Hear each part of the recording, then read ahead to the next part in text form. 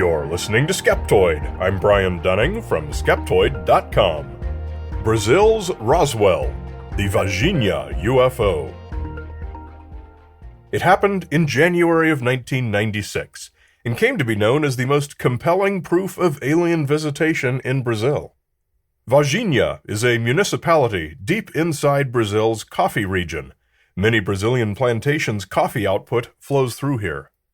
But unfortunately, it is less well known for that than for the evening of January 20th, when three young women saw an oily brown creature kneeling in the mud and rain, and fled. They reported they'd seen a devil. But that wasn't all. A series of strange events throughout town, most of it involving military police and trucks, attracted even more attention. Today, ufologists have pieced together a story that an alien spacecraft had crashed, that both craft and occupants had been seized by the military, and that the military covers it up to this day. If you want the entire story, as told by the ufologists, you have a great source. The 2022 documentary Moment of Contact interviews a number of the people who were involved and presents it as a true case of alien visitation. It also offers a stark example of how these stories grow and change enormously over the years. Original eyewitnesses tend to add story elements, often bridging their own recollections to those of others. New people, intrigued at the prospect of some notoriety, always, quote, come forward and claim to have been there. And imaginative authors always add no end of creative enhancements that, over time, blend in and come to be accepted as part of the standard narrative. The inevitable result is a story full of incredible events, all supported by amazingly trustworthy eyewitnesses, all inexplicable as anything earthly. Such a tapestry offers fertile soil for any documentary filmmaker. One thing such filmmakers hope you never do is go back and read the original newspaper accounts, because what you tend to discover is that almost nothing particularly interesting happened, until later years festooned the facts with embellishments. Calling the Varginha UFO the most compelling proof of alien visitation is a very strong statement, especially given that today, nearly 30 years later, there is still not a single piece of evidence that aliens walk among us, nor even any evidence that anything at all happened in Varginha in 1996. So let us take a very hard and very critical look at this event. The three young women, aged 14, 16, and 22, saw the creature during a blustery rainstorm. The younger two were sisters who ran home and sent their mother to go see. The mother reported nothing but a smell of ammonia. Even though the winds were reported to be quite strong, the ufologists still attributed that smell to the creature the girls had seen.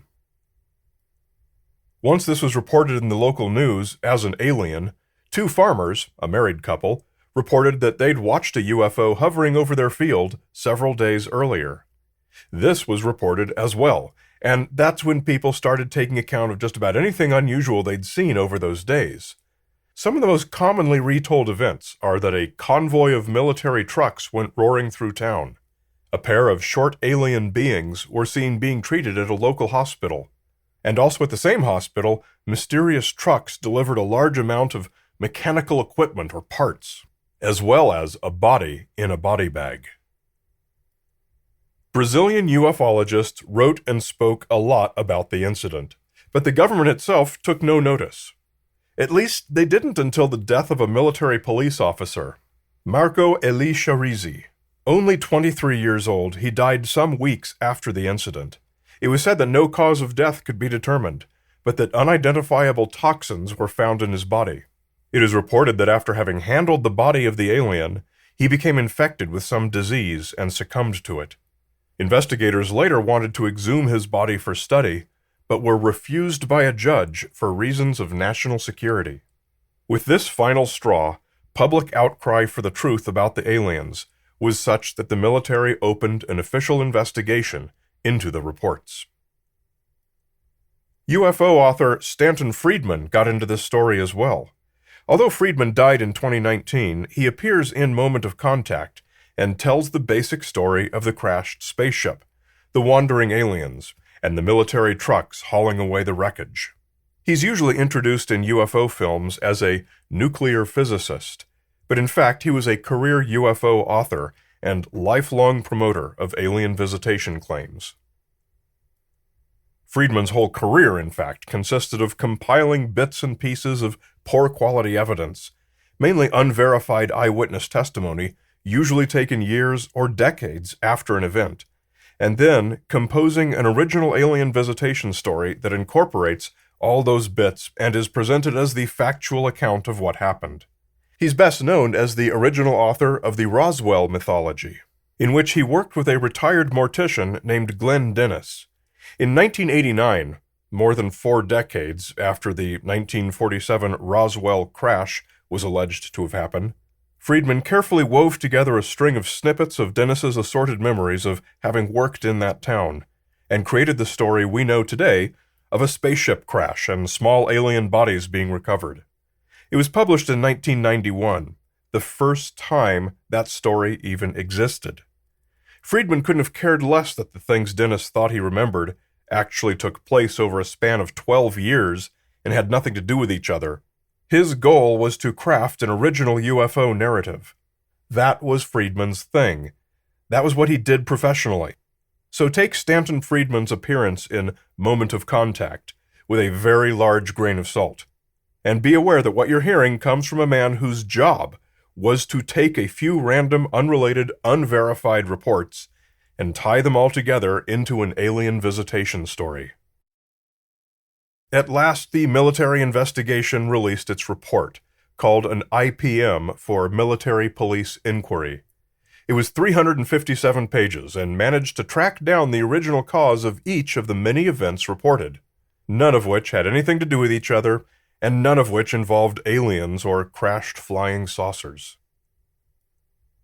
Sharizi, the young military police officer who died, did indeed die.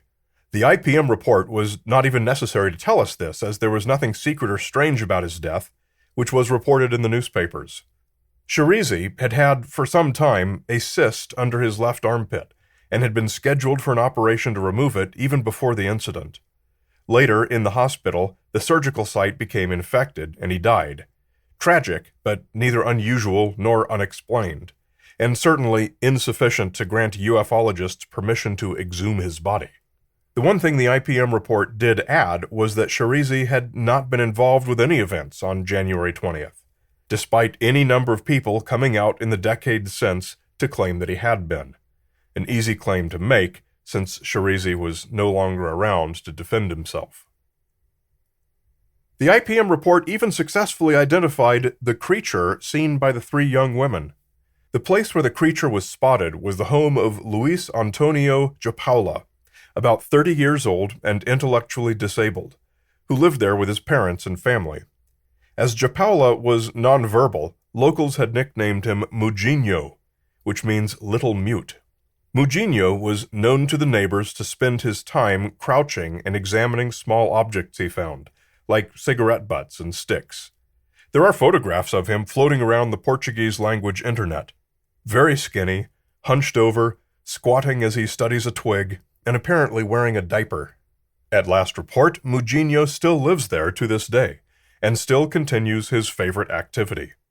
The lead author of the IPM report, Lieutenant Colonel Lucio Carlos Pereira, wrote, "The more probable hypothesis is that this citizen, probably dirty due to the rains and crouching next to a wall, was mistaken by 3 terrified girls for a space creature." As Mujinho did live there, and that was his typical behavior, then for the young women to have seen a space creature, there would have to have been 2 such beings, the known one, Mujinho, and the hypothetical one, an alien. But as they reported only 1 skinny humanoid crouching in the mud, and not 2, we are left with no rational support for there having been any beings present other than Mujinho. Today, the 3 women do still give interviews about their experience. There's one very important detail that has changed since their original story. Today, they say they knew Mujinho well, and had even given him cigarettes in the past. So of course they would not have mistaken him for an alien. However, in their original reports from 1996, they said they didn't know him and took him for a devil when they saw him. It's one more example of stories changing and growing to fit a changing and growing narrative that gains mass traction in pop culture. Everyone wants to be in on it, and everyone wants to be seen as credible and correct. The convoy of military trucks going through town was nothing more than a convoy of military trucks going through town to be dropped off for scheduled maintenance, which was exactly what happened to them. The trucks dropping off strange mechanisms at the hospital were delivering new cardiovascular equipment. The ambulance was dropping off a corpse that had been exhumed as part of an ongoing criminal investigation. The pair of small aliens at the hospital were expectant parents having their baby delivered, and they were little people. All of this information is widely available and pops right up during the most cursory search, and so the producers of programs like Moment of Contact absolutely had this information. For them to have not come across it, they would have had to be implausibly incompetent researchers. They'd have known the history and practices of writers like Stan Friedman.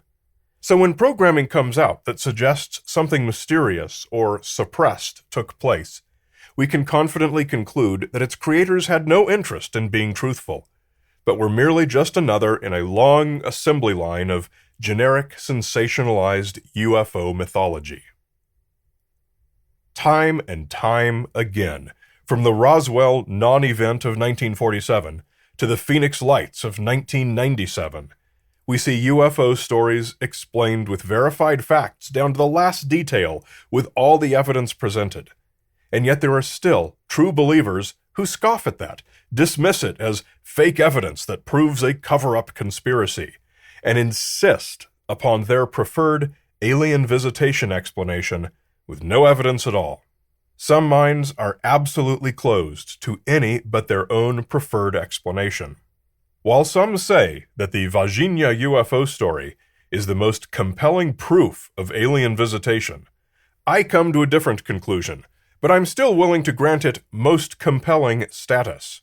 It is the most compelling example of a case where literally nothing at all happened that was remotely unusual, and was magnified into a case considered unassailable proof of alien visitation by many. To those believers, I would suggest recalibrating where you set the bar for quality of evidence.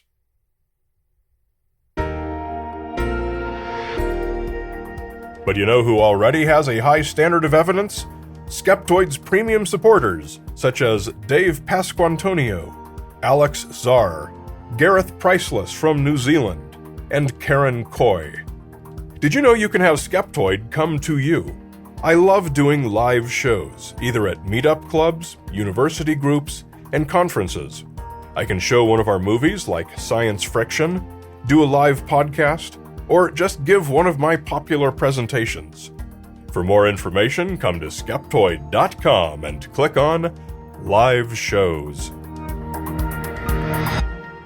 You're listening to Skeptoid, a listener-supported program.